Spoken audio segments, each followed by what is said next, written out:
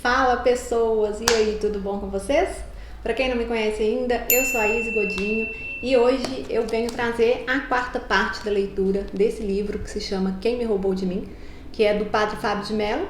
Esse já é o quarto vídeo, portanto a quarta semana que a gente faz a leitura desse livro. Para quem não acompanhou as leituras anteriores, eu vou deixar aqui para vocês o resuminho que fica aqui na parte de trás do livro.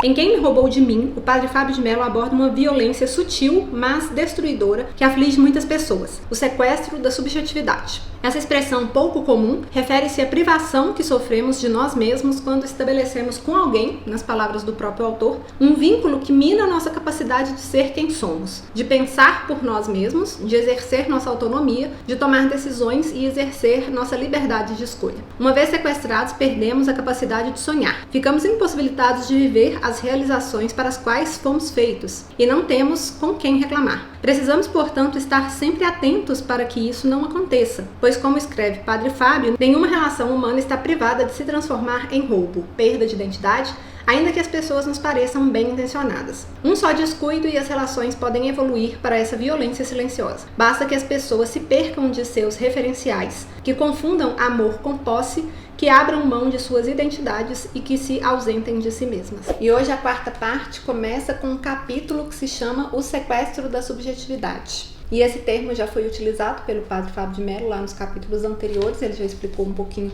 sobre o que significa esse sequestro da subjetividade.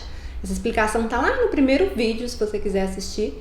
Eu vou deixar o link da playlist com todos os vídeos aqui, se você quiser assistir na ordem, caso você não esteja acompanhando aí já junto comigo todas as leituras, tá bom? Então, o nome do capítulo, é O Sequestro da Subjetividade. Na primeira parte deste livro, analisamos brevemente o significado do sequestro do corpo. Vimos que sequestro do corpo se refere primeiramente ao aprisionamento material de uma pessoa. É o corpo que é aprisionado. O corpo matéria, concreto, manuseável. O primeiro passo, portanto, é a condução violenta do corpo ao cativeiro, lugar também material. Depois de ser exilada de seu mundo, a pessoa passa a ser vítima de uma violência ainda mais profunda, que fragiliza sua estrutura emocional, psíquica, tornando-a vítima de seu algoz. É claro que essa diferenciação é meramente didática. Ela é usada somente para facilitar a compreensão. Não podemos indicar com precisão em que momento do sequestro a pessoa inicia seu processo de rendição afetiva, mesmo porque fala a partir de exemplos que são comuns às experiências de pessoas que passaram pela crueldade dessa forma de violência. Há sempre um espaço reservado ao diferente, à pessoa que não viveu o processo que aqui escolhi para pautar a análise. Volto a esclarecer. A diferenciação que agora faço tem como objetivo apenas um favorecimento didático. Tratar do sequestro da subjetividade na comparação com o sequestro do corpo não significa que estamos fazendo uma ruptura entre materialidade do ser humano e sua subjetividade. Não queremos compartimentar as duas realidades, tampouco legitimar no nosso discurso a perspectiva platônica de que o corpo é a prisão da alma. Sabemos que com o aprisionamento do corpo, toda a subjetividade sofre também. Esse sofrimento é imediato porque é brutal. É o corpo que é roubado, levado de seu lugar e seus significados. Já no sequestro da subjetividade, nem sempre há o sofrimento imediato do corpo. O que há é o sofrimento psicológico que, com o tempo, refletirá no corpo.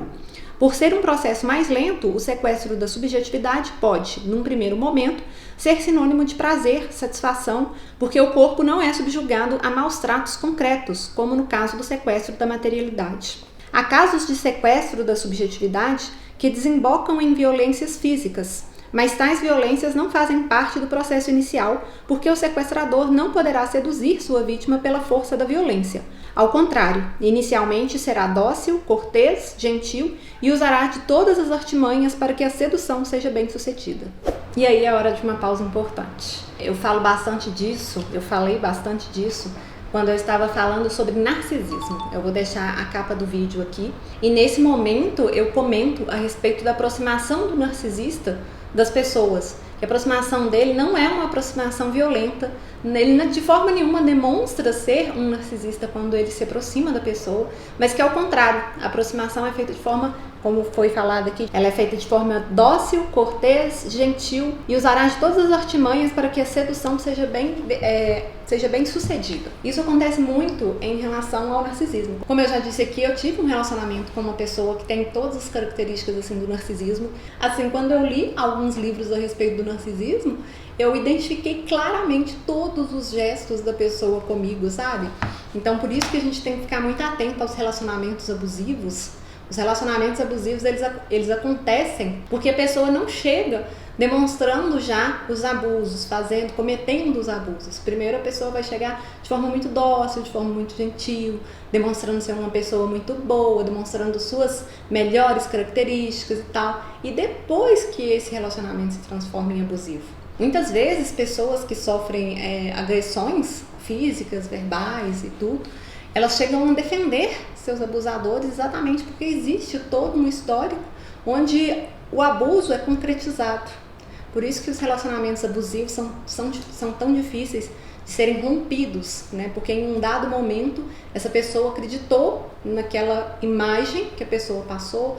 Enfim, a pessoa cria, né, uma história muito bonita ali, uma história muito cativante, acho que essa é a palavra, cria uma história muito cativante para depois de ter prendido essa pessoa com o seu afeto, né, de se ter criado, depois de ter gerado o afeto, a pessoa começa os abusos. E aí é difícil de se livrar porque o afeto já existe, o vínculo já existe. Então devemos ter muito cuidado aí com essa questão do sequestro da subjetividade, na verdade, do abuso, né? Eu acredito que o sequestro da subjetividade é uma situação abusiva, com certeza é uma situação abusiva. Então, portanto, vamos ficar muito atentos aí, porque esses relacionamentos começam de formas muito cativantes.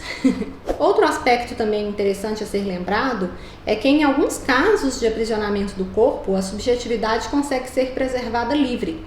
É o caso de pessoas que, mesmo encarceradas em celas de prisões, ainda continuam no exercício de sua liberdade. Tudo depende da capacidade que o ser humano tem de manter-se na posse de si, mesmo quando tudo parece contrário. Recordo-me de uma cena belíssima do filme Um Sonho de Liberdade. Nossa, eu lembrei desse filme agora. Recordo-me de uma cena belíssima do filme Um Sonho de Liberdade, quando o personagem principal é submetido ao confinamento da solitária. Um mês depois, ao sair do terrível castigo que lhe foi imposto, alguém o interroga de como foi possível suportar todo aquele tempo de silêncio e solidão. Curiosamente, ele respondeu que se ocupou ouvindo música e que isso ajudou o tempo a passar. Indignado, aquele que o questionara fez questão de recordá-lo de que na solitária não havia aparelho de som e que, portanto, não existia a possibilidade de ouvir música alguma. Com um sorriso no rosto, o personagem sabiamente concluiu que não precisava de aparelhos de som para ouvir músicas, pois todas elas já moravam dentro dele. Esse filme é lindíssimo. Ele é um filme de 1995. Ele já tem quase 20 anos, né, esse filme. E é com Morgan Freeman mesmo, que eu lembrava. Não, é um filme muito bonito. Recomendo a quem nunca assistiu aí que assista, que é um filme emocionante. Interessante. A privação externa o levou a recrutar o que já morava em seu âmago. As músicas já estavam albergadas no si mesmo de sua condição. Foram incorporadas, assumidas como parte integrante de sua constituição.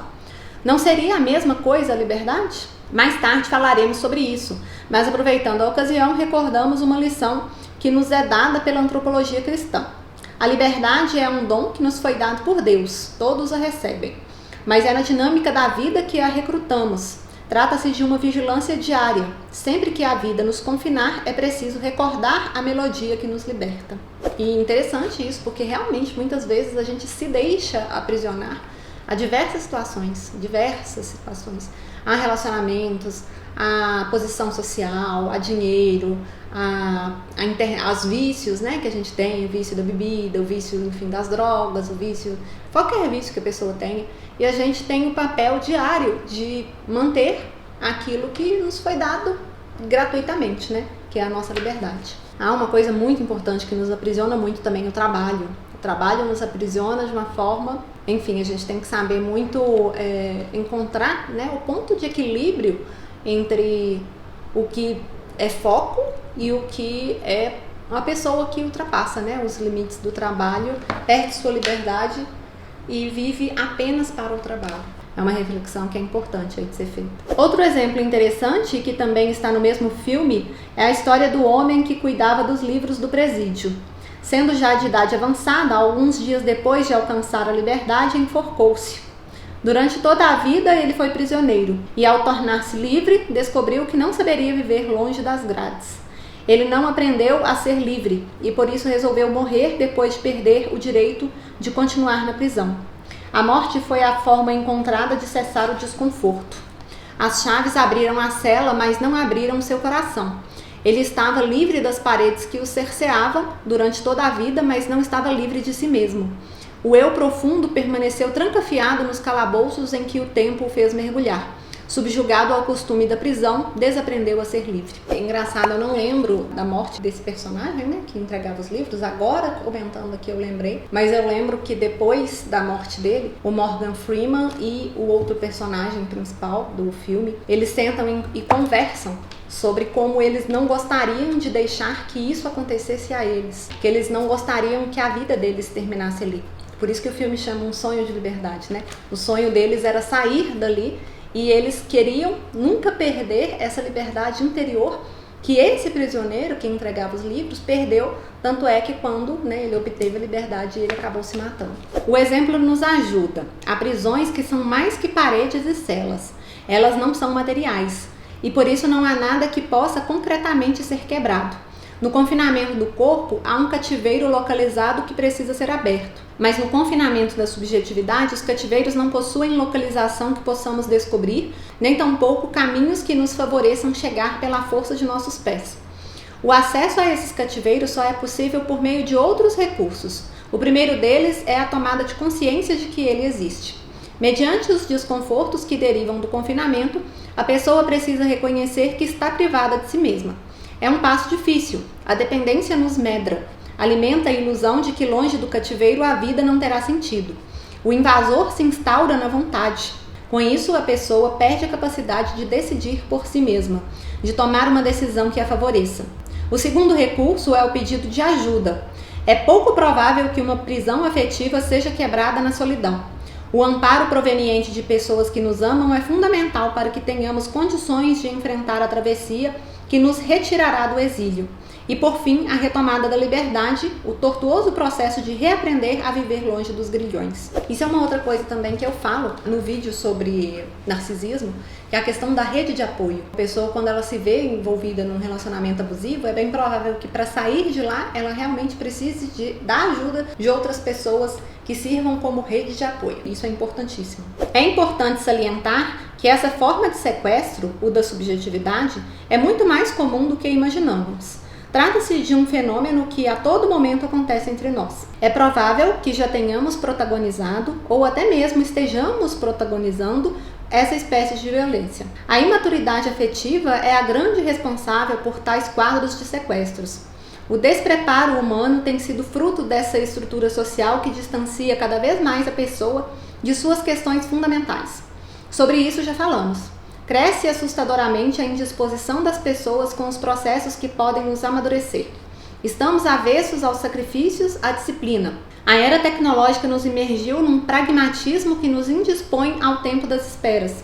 Deixamos de ser artesanais. E sem a dinâmica do artesanato, do conhecimento que se dá pela força do tempo, do alinhavo diário que nos permite acessar o outro de maneira respeitosa, o relacionamento pode se transformar em um cativeiro. Enfim, isso já foi discutido aí nos capítulos anteriores, né? Mas eu acredito, eu já fui protagonista de um caso desses, né? De sequestro da subjetividade. E, inclusive, não foi uma vez só não, viu? Teve esse caso, né, com essa pessoa que tem as características aí do narcisismo, mas eu já tive sequestro de subjetividade em outras ocasiões também. E é realmente o que nos salva disso, nos resguarda disso, na verdade, é autoconhecimento, é preparo, né, é maturidade afetiva. E isso, como foi falado aqui, é com tempo, é com autoconhecimento, é com disposição para se conhecer melhor, Então, quando eu falo aqui, por exemplo, de meditação, que é outro vídeo que vai ao ar na semana, né, toda semana, eu falo de um preparo, eu falo tanto, né, dos benefícios da meditação, do alívio do estresse, do controle da ansiedade, da melhoria do sono, do autoconhecimento, do autocuidado, do descanso da mente, enfim, falo tanto assim dessas coisas. E aí vem outra coisa, né, que eu posso acrescentar a tudo isso que eu sempre venho falando, é que o autoconhecimento nos prepara melhor para situações como essa. O autoconhecimento nos ajuda com situações onde a gente tem o risco de ser roubado de si mesmo. Nos prepara para que nossa subjetividade não seja sequestrada. E mesmo assim a gente ainda está sujeito a isso, da mesma forma que eu estive, né?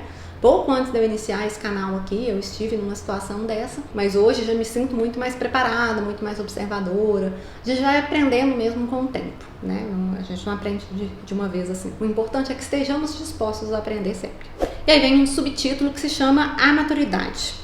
Todo ser humano é chamado ao amadurecimento, mas todo amadurecimento é processual. Isso é, consiste num movimento que nos pede busca diária. Acreditamos que a graça de Deus se antecipa em nos favorecer, mas é na labuta do dia a dia que vamos tomando posse da maturidade que nos realiza. Mas o que vem a ser maturidade? Como podemos identificar que estamos vivendo a dinâmica do processo que nos dará o direito de gozar da condição de pessoas maduras? Amadurecer é o mesmo que integrar. Todo ser humano é um apanhado de limites e possibilidades, qualidades e defeitos. A maturidade é a confluência harmoniosa que gera a coerência de todos esses aspectos. O que antes não tinha associação passa a ter, como se uma ponte tivesse sido erguida para favorecer o trânsito entre as diferentes partes. Limites e possibilidades, qualidades e defeitos, tudo integrado e reconhecido como essência que nos constitui. A maturidade reúne o que antes estava desagregado. Essa integração desobriga o ser humano de corresponder às expectativas que não se adequam à sua essência. Com o amadurecimento, deixamos de viver ao largo de nós mesmos, assumimos a inteireza como projeto de vida, de maneira que nenhuma dispersão será mais admitida. A maturidade é um projeto que nunca se esgota. Amadurecer é um verbo que deve perpassar constantemente a dinâmica da existência. É o desejo de que a morte nos encontre em plena conjugação. É a maturidade que nos autoriza o deleite. A integração humana é fundamental para que saibamos estabelecer relações maduras e construtivas. É por meio dela que nos encaminhamos para a realização humana. Isso aqui é uma coisa que eu já falei em vídeos anteriores aqui. O nosso processo de autoconhecimento, ele nunca termina. E aqui nesse livro, em algum momento fala, um dia a morte vai nos surpreender e não teremos terminado ainda o nosso processo de autoconhecimento. Vamos estar em processo. Estando desintegrado e imaturo, o ser humano fica privado de favorecer-se, incapacitado de descobrir a dimensão positiva de seus limites, deixa de explorar suas possibilidades. Negando os defeitos que carrega, torna-os ainda mais nocivos. Não sendo capaz de ver-se na totalidade, limita-se a viver fragmentado. Longe de sua essência e vivendo sem a posse de si mesmo, torna-se alvo de relacionamentos possessivos e sequestrantes. No cativeiro, distancia-se de sua essência, molda-se a partir das exigências de seu algoz, torna-se caricatura de si mesmo. E aí vem outro capítulo que se chama Os Contextos dos Sequestros. Pois bem, a imaturidade nos dispõe ao sequestro da subjetividade. Estando ao largo de nós mesmos, podemos protagonizar os papéis de sequestrados e sequestradores. Sim, não é só a vítima que sofre de imaturidade. O algoz também é vítima de si mesmo. A obsessão por dominar, assumir o comando da vida de outra pessoa é uma manifestação de imaturidade. É sempre um privilégio conviver com pessoas maduras. Elas nos beneficiam com o equilíbrio que a maturidade lhes rendeu. São geralmente boas conselheiras, pois não intencionam nos moldar de acordo com seus desejos. Por zelar constantemente pela própria liberdade, a pessoa madura se empenha em promover a liberdade dos que por ela passam por sua vida. É interessante isso, eu vejo muito isso em amizades. Existem pessoas que a gente vê que são mais imaturas e que são aqueles amigos ciumentos, sabe? Eu sempre achei estranha essa questão do ciúme na amizade, né? Porque eu vejo muitas vezes a pessoa ter ciúme na amizade e algumas vezes, né, eu vejo a pessoa ter ciúme da minha amizade com a outra pessoa. E aí eu fico pensando assim, nossa, cara, eu acho estranho, sabe? Porque numa amizade, né, num relacionamento. E na verdade eu nunca entendi muito do ciúme, na verdade. Uma coisa é a falta de respeito, né? Falta de respeito é uma coisa que realmente a gente não tolera em nenhuma relação. Mas ciúme, mesmo numa relação amorosa, ele não faz muito sentido pra mim. sabe? É uma coisa estranha. Porque, e na amizade principalmente, na amizade eu questiono mais isso ainda. Porque quando eu tenho amizade por uma pessoa, eu não quero o papel do outro amigo na vida da pessoa. Eu quero o meu papel na vida da pessoa. E eu odeio comparação, eu sou assim... Gente, como eu tenho um certo rancinho de comparação, sabe? Eu não quero comparar se o meu lugar na vida de outra pessoa é maior, menor ou igual, se fulano é mais isso do que eu, se fulano considera... Não, gente, entendeu? Então, assim, eu acho que essa é uma questão de maturidade. E, enfim, eu acredito que todos nós temos defeitos e qualidades e acredito que todos nós temos coisas que são mais fáceis para nós e outras coisas que são mais difíceis para nós. Eu acredito que é esse processo, essa pequena parte da maturidade aí, eu acredito que ela é mais tranquila para mim, sabe? Essa questão do ciúme, ela passou por mim assim, meio batido, sabe? Eu não entrei na filinha do ciúme muito, não. Mas nem sempre temos o privilégio de encontrar e conviver com pessoas emocionalmente integradas. Como já dissemos anteriormente, a estrutura de mundo em que estamos situados não tem favorecido o amadurecimento humano. O convívio com pessoas imaturas é sempre conflituoso. A imaturidade impede o aprofundamento do relacionamento. Mais que isso, dificulta o verdadeiro encontro, aquele que as pessoas são livres para serem o que são. Distantes de suas verdades, passam a desempenhar um papel que mais cedo ou mais tarde desencadeará em frustração. Se o relacionamento não é estabelecido a partir de nossas verdadeiras possibilidades e limites, nós nos limitamos a ser personagens de nós mesmos. Nesse falseamento, o amor não é possível, não acontece. O que prevalece é a caricatura, um sentimento que é chamado pelo mesmo nome, mas que atua ao contrário de sua essência. Em vez do respeito que o amor gera, prevalece um sentimento que autoriza e promove a superficialidade, o descompromisso, a banalização do outro. Sendo assim, os roubos da subjetividade se multiplicam. Passou por uma partezinha aqui que eu queria comentar. Aqui, ó. Fala que a imaturidade impede o aprofundamento do relacionamento e depois fala assim, que isso dificulta o verdadeiro encontro, aquele em que as pessoas são livres para serem o que são. Eu tenho visto muito isso. Pessoas se relacionarem de uma forma onde a pessoa não deixa a outra ser livre para ser o que ela verdadeiramente é. Eu tenho visto isso muito, muito mesmo, onde as pessoas, falou aqui atrás até, né, o relacionamento onde a pessoa tenta dominar. Um relacionamento, né, vamos colocar aqui na amizade mesmo, onde a pessoa tenta dominar, controlar a outra, esse não é um relacionamento verdadeiro, onde vai preservar-se a liberdade do outro. E aí vem outro capítulo que se chama o contexto familiar. A família é o lugar onde ensaiamos os primeiros passos do amadurecimento. É natural que seja assim. É no seio familiar que somos inseridos na comunidade humana. Rodeados pelos familiares, descobrimos nossas possibilidades e limites. São os vínculos amorosos que nos possibilitam a aventura do descobrimento do que somos. Mas nem sempre a nossa casa é um lugar seguro. Os vínculos que despersonalizam podem ser fomentados na intimidade que deveria estar comprometida com nossa saúde emocional. Na tentativa de fazer o melhor aos filhos, é comum que os pais incorram no erro de projetar sobre eles suas frustrações. Numa tentativa desastrosa de corrigirem os erros que cometeram, depositam fardos sobre os ombros de suas crias. São as expectativas que aprisionam. A mãe deseja que a filha seja pianista, a menina se esmera em aprender, mas não se sente feliz tocando piano. Caso pudesse escolher, optaria pelo violão. Quando tentou manifestar o desejo de mudar, foi imediatamente tolhida pela progenitora. O exemplo é simples e pode ser desdobrado em muitos casos. É provável que você tenha visto fatos semelhantes. Filhos abrindo mão de seus sonhos porque não estavam fortalecidos para enfrentar as imposições dos pais. Requer muita liberdade interior contrariar a quem amamos. É preciso estar emocionalmente amadurecidos para que sejamos capazes de nos opor aos que ameaçam nossa subjetividade. Por quê? Porque a imaturidade nos faz pensar que deixaremos de ser amados se não fizermos o que os outros esperam de nós. O amor é um território ardiloso. Em nome dele provocamos desastres. É fácil compreender. Nem sempre amamos livremente. É comum que nossa capacidade de amar esteja condicionada pelas nossas necessidades.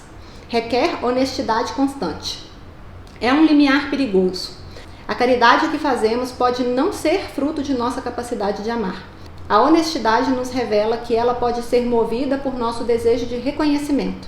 Não é nenhum problema assumir isso. A consciência nos liberta para que tenhamos condições de redimensionar o amor que amamos. Ao tomar consciência do fato, de alguma forma já estamos quebrando as algemas que limitam a nossa capacidade de amar. Da necessidade podemos passar à liberdade, ao amor gratuito, desinteressado. Nunca é tarde para reconhecer e mudar. Ao identificar que dentro de nossa casa estamos estabelecendo vínculos que despersonalizam, teremos condições de dar passos significativos no amadurecimento familiar. A família, esse agrupamento humano que nos coloca em contato com nossa verdade pessoal, deve ser o alicerce que sustentará o edifício que Deus pretende que sejamos. E aqui uma coisa que eu sempre falo também, né? Que o fato de identificar, tomar conhecimento já é o primeiro passo de muitas coisas. Quando a gente toma conhecimento de que nós não estamos sendo nós mesmos, isso já é um grande passo para que a gente possa passar a ser, para que a gente possa iniciar uma mudança. Quando a gente reconhece que estamos vivendo um processo de sequestro da subjetividade, esse já é um grande passo para que nós possamos nos libertar desse sequestro. Então, quando eu gosto, né, igual eu já falei várias vezes que eu gosto muito de estudar sobre autoconhecimento, no autoconhecimento a gente tem muito isso, identificar um problema é já o primeiro passo, talvez o mais importante passo, para que você possa criar a solução daquilo. E aí vem o próximo capítulo, que se chama o contexto religioso. O contexto religioso é altamente perigoso para a subjetividade. A autoridade religiosa, quando não exercida com responsabilidade, pode ser geradora de claustros e dependências. Com um agravante: o cativeiro é interpretado como vontade de Deus. Quando orientadas por autoridades religiosas imaturas e despreparadas, muitas pessoas assumem a infelicidade como um projeto divino. A flagelação da essência, a renúncia equivocada do que se é, tudo justificado como forma de agradar a Deus. Gente, isso é muito perigoso. O discurso religioso de pessoas, aqui está falando de pessoas imaturas, mas o discurso religioso de pessoas despreparadas, nossa, quanto isso pode causar mal. Eu tenho sempre o objetivo de respeitar, né, assim, absolutamente todas as crenças. A única coisa que aqui eu vou falar e que eu tenho verdadeiro pavor é dessa questão da tentativa de manipulação da religião em determinados aspectos da vida das pessoas. São coisas assim absurdas que a gente vê. E faladas em nome de Deus, né? Então, nossa, cara, eu vou citar um exemplo aqui que eu acredito que, enfim, não vai ser polêmico, digamos assim. O João de Deus, né? O chamado João de Deus. Falando em nome de Deus, né? Quantas mulheres ele abusou. E foi uma coisa tão grande que a primeira que teve coragem, que conseguiu começar a denunciar todo o abuso que havia por trás de toda aquela história, que é uma história horrorosa. Tem uma série, eu acho que é da Globoplay, essa série. E aí conta, né, muitos casos, vários casos, é bem triste, é bem assim estarrecedor. E ele faz tudo falando em nome de Deus. Então, muitas pessoas acreditavam, muitas mulheres, né, acreditavam que aqueles abusos que ele cometia, que o João de Deus cometia, que não é João de Deus nada, eram vontade de Deus. Então, é uma coisa muito séria, é uma coisa muito grave. E ainda hoje eu vejo isso acontecendo em vários lugares. Recentemente, rola muito em forma de piadinha, né? Aí coloca lá o videozinho e tal, não sei o quê.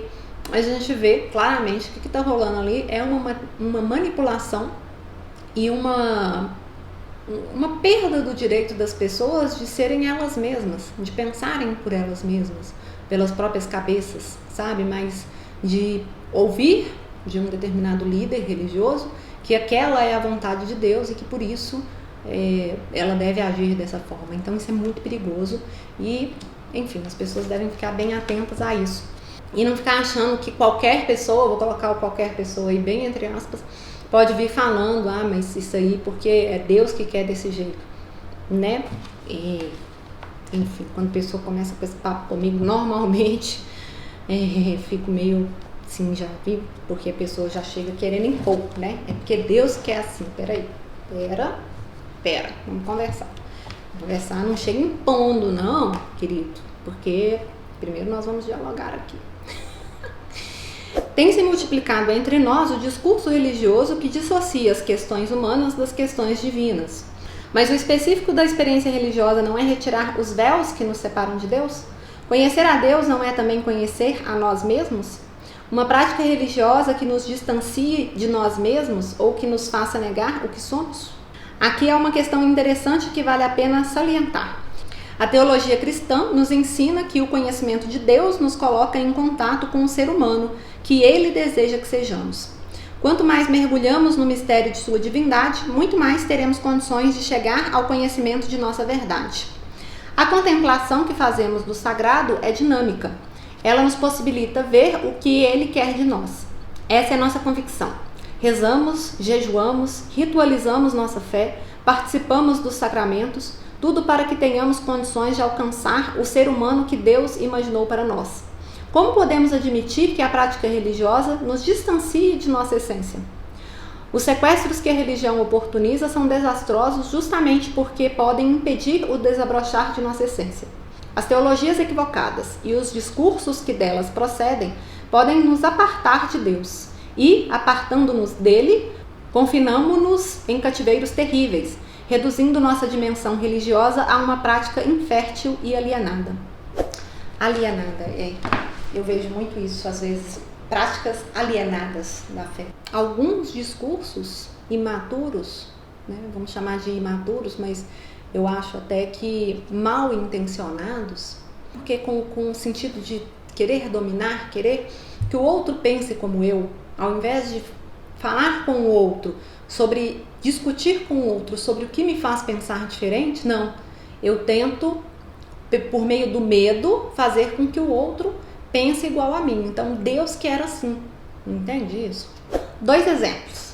É comum nos dias de hoje o discurso que reduz a religiosidade ao horizonte histórico, dissociando-a de uma esperança que extrapole a experiência do tempo, desprovendo a fé de sua dimensão sobrenatural. É a religião sem transcendência. É a fé que nunca extrapola os contextos humanos, que não gera o conforto existencial que só Deus, em sua divina misericórdia, pode nos oferecer. Esse discurso gera ateísmo prático, a religiosidade social, o cumprimento de preceitos que nunca chegam a atingir o coração.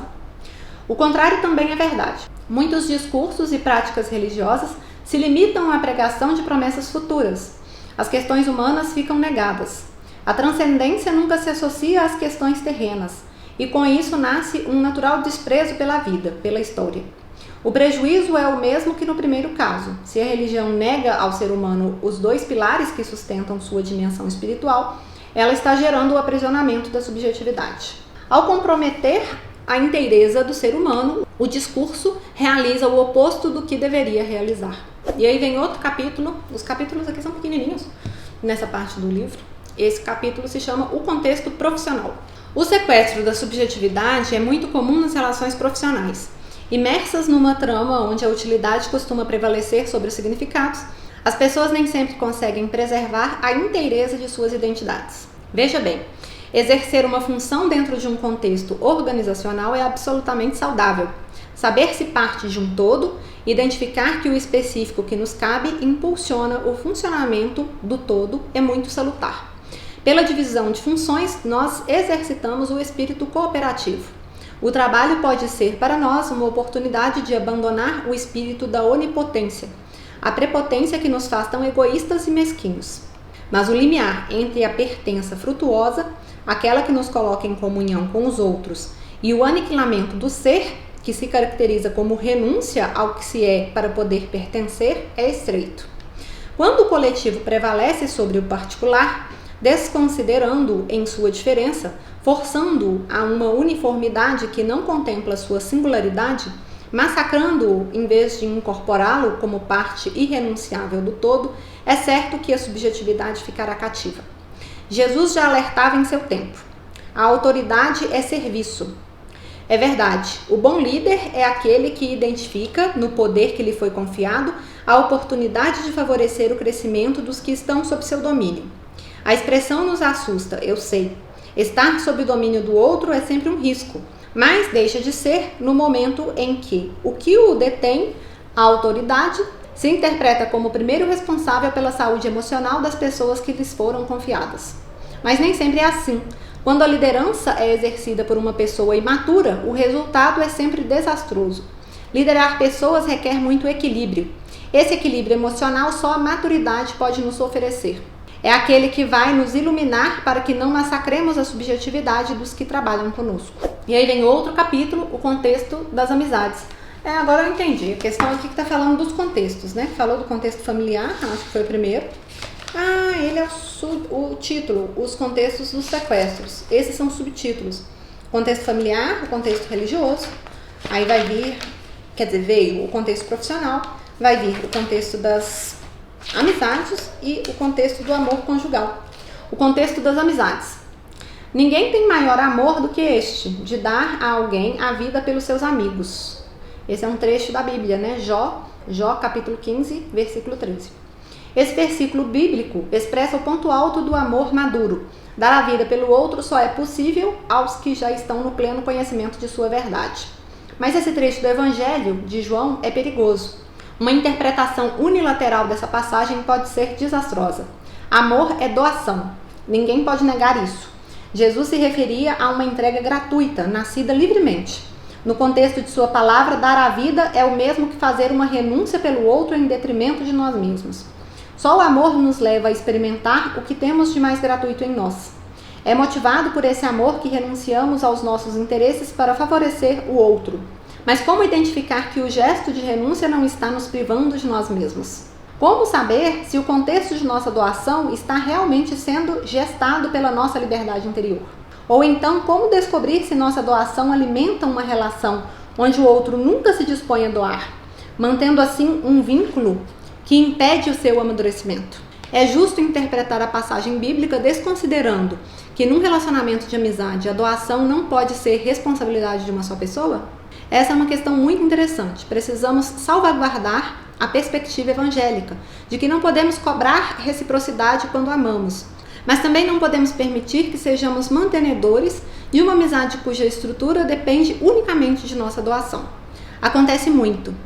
Vez em quando nos deparamos com pessoas esgotadas afetivamente. Interpretam o dar a vida pelos amigos como um fardo e não como uma possibilidade, porque lhes faltava o amadurecimento que nos permite agir livremente, porque estavam presas em suas necessidades, experimentaram o lado sombrio do amor. O preceito bíblico será sempre bem vivido, mas precisamos investigar constantemente o avesso de nossa conduta. A doação que fazemos ao outro nunca pode nos retirar de nossa inteireza. Mas como sabemos se estamos no caminho certo? É simples. O verdadeiro amor nunca nos esgota, pois ele brota de nossa liberdade interior. Numa relação madura, as partes não se cansam. Pode até haver conflito, mas nunca o esgotamento da disposição de continuarem juntos. Isso é muito importante. A interpretação unilateral que ele falou aqui, né? Se interpretarmos unilateralmente esse versículo, é muito perigoso. Então a gente vê muito isso. As pessoas que só doam e vivem esgotadas emocionalmente, enquanto existem aquelas pessoas que são vampiras, né? Sugadoras, que vão sugar, independente se está deixando a outra esgotada ou não. E aí vem o último subtítulo que se chama o contexto do amor conjugal. Nem sempre o amor ama. Por vezes, ele é o disfarce do egoísmo. Pois pensando assim que surgiu a ideia de escrever este livro. Tudo aconteceu durante uma conversa com uma pessoa que tinha acabado de conhecer. Estávamos na casa de uma amiga em comum e, encorajada pela taça de vinho que havia tomado, ela começou a me relatar as dificuldades que encontrava no seu relacionamento de namoro. Sem nenhum rodeio, ela me disse: ele me escravizava. Estava lúcida, era capaz de reconhecer que permanecia atada a um relacionamento altamente nocivo, desagregador, mas ao mesmo tempo não tinha coragem de romper, quebrar o vínculo que a unia a ele. Isso é a característica de um relacionamento abusivo. Eu já me vi nessa situação. Anote, eu já me vi nessa situação, sabe? Eu percebi, mas perceber a primeira parte, gente, perceber, nossa, é o que nos tira, sabe? Sem perceber o que está acontecendo, você não vai a lugar nenhum. Então, primeira parte, identifiquei. Segunda parte que eu acho importantíssima também, aceitar, porque às vezes a gente reconhece, mas não, isso não acontece comigo não, que isso, sou ele e ele me ama, sabe? Então assim, primeiro, reconhecer, nossa, estou vivendo isso. Segundo, aceitar, eu realmente estou vivendo isso, é possível de estar acontecendo comigo. Primeiros passos. Daí pra frente, buscar rede de apoio, parará, você encontra o caminho. Conseguia identificar o quanto a relação lhe fazia mal. Sabia-se totalmente dependente dele. A dependência já repercutia em sua saúde. Bonita, inteligente, cheia de possibilidades, amargava um precioso tempo de sua vida dedicando-se a uma pessoa que só lhe causava dor. Eu ouvi a história e imediatamente ocorreu-me a ideia de que aquela menina estava sequestrada. Diferente do sequestro convencional, mas sequestrada. O namorado havia confiscado sua subjetividade. Desintegrada emocionalmente, permanecia incapacitada de tomar uma decisão que pudesse lhe devolver a alegria de viver. O sequestro da subjetividade é muito comum no contexto do amor conjugal. Requer muito zelo para que o relacionamento não se torne um lugar de escravidões. Estando as portas da subjetividade abertas, o invasor desconsidera a sacralidade do outro como um si mesmo. E no exercício de um egoísmo cruel, instala acampamento na alma de quem diz amar, transformando-a numa extensão de seus desejos e vontades. Putz. Sem palavras. É a relação objetal. Nossa, eu nunca tinha ouvido esse termo. Amei, verdade. É de transformar o outro em objeto, né? É a relação objetal, onde o outro é interpretado como um objeto que pode ser manuseado e dispensado. É grande o número de pessoas que, na tentativa de viver uma vida a dois, adentram essa relação objetal. Encontro muitas pessoas que deixaram de se pertencer. A perda de pertença é alimentada dia a dia, sobretudo quando o amor é ingenuamente interpretado como entrega incondicional. Mais uma vez, a questão da maturidade. O amor nunca pode ser instrumentalizado para gerar prisões. Tá vendo, gente? Como às vezes a pessoa tá ali querendo te manipular, te tornar um objeto, e aquilo ali, no fundo, né, é falta de maturidade, né? Quantas pessoas eu lendo aqui e lembrando, né? E muitas vezes, quem sabe, eu também tenha sido imatura, né? Então, muito interessante isso, mas muito mesmo. Mas só a relação madura nos proporciona saber quando é que estamos gerando esses aprisionamentos. Requer coragem assumir que estamos sendo cruéis com os que amamos. Requer grandeza de alma para não pedirmos o que não é direito pedir. Sim, em muitos relacionamentos os cônjuges se escravizam, tudo em nome do amor. No silêncio de concessões não refletidas, muitas vezes motivadas por uma equivocada maneira de compreender a doação amorosa, as pessoas abrem mão de si mesmas. Eis o equívoco. O amor não pode nos privar de nós mesmos. A essência antecede a tudo que podemos oferecer. Só podemos nos oferecer livremente se antes estivermos dispondo de quem somos.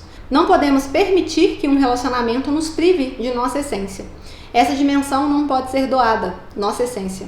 Se nos retiram o que somos, já não temos nada o que oferecer. Veremos isso mais adiante, quando analisaremos o conceito de pessoa. Só pode se dar aquele que antes se possui. Por ora, nos limitamos a refletir que concessões não nascidas de um amor maduro, o qual nos firma no ponto de nossa essência, podem abrir portas para um relacionamento possessivo. Muito bacana. E aí vem uma daquelas partes maiores do livro de novo, tá vendo? Como eu já mostrei aí acho que no vídeo anterior que eu mostrei. E essa partezinha aqui se chama Alguém. Alguém me levou de mim. Alguém que eu não sei dizer. Alguém me levou daqui. Alguém, esse nome estranho. Alguém que eu só vi chegar. Alguém que eu não vi partir. Alguém que, se alguém encontrar, recomende que me devolva a mim. E aí terminou essa parte, terminamos a quarta parte do livro. Amando essa leitura. Nossa, quanto que a gente aprende, né, sobre maturidade. Olha que interessante. Termo que a gente chegou agora. Eu coloquei, inclusive, no primeiro vídeo, alguns termos, né, que ele foi citando ali no início do livro, que eu achei muito interessante. Agora adentramos mais uma coisa, né, maturidade. O quanto que a falta de maturidade pode nos aprisionar. Bom, gente, por hoje é isso. Essa foi a quarta parte do livro. Eu espero muito que vocês estejam gostando. E quero que você que esteja aí acompanhando, comente aqui comigo o que você está achando dessa leitura, que eu estou achando ela tão rica. Se você gostou desse vídeo, não esquece, deixa seu like. E se você gosta desse canal, se inscreva e ative o sininho de notificação para você saber sempre que tiver novos conteúdos por aqui, tá bom? Por hoje é isso, um abraço e até o próximo vídeo. Tchau, tchau. Deixa eu pensar o que eu ia falar aqui. E aí eu perdi o fio da meada. Eu tava com toda a construção do raciocínio aqui, que ia ter um fechamento simbólico interessantíssimo, mas eu me perdi. E agora eu não sei o que eu falo. O que eu faço?